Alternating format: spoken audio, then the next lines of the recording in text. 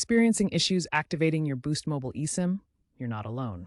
Activation failures often stem from three key areas: QR code scanning problems, carrier mismatches, and incorrect APN settings. First, ensure your QR code is scanned within 24 hours of generation and that your phone's camera can clearly read it.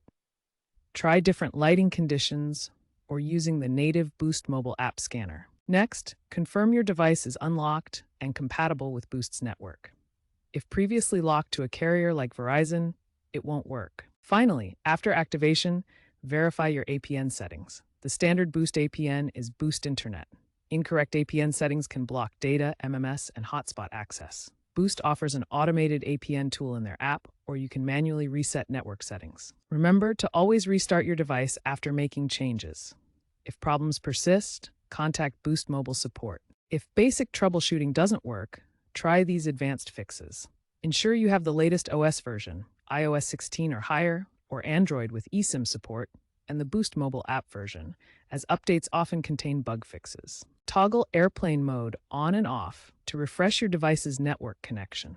As a last resort, try resetting your network settings or performing a factory reset. Boost Mobile has implemented AI-driven diagnostics to preempt activation failures. As eSIM technology evolves towards zero-touch provisioning, where devices auto-activate, expect QR code issues to disappear by 2027.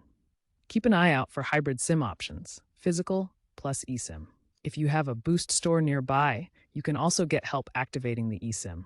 As of 2025, over 50 million people use eSIMs, and Boost Mobile is working to improve activation issues. If you tried all steps and it still does not work, try to contact the official Boost Mobile support website or phone number.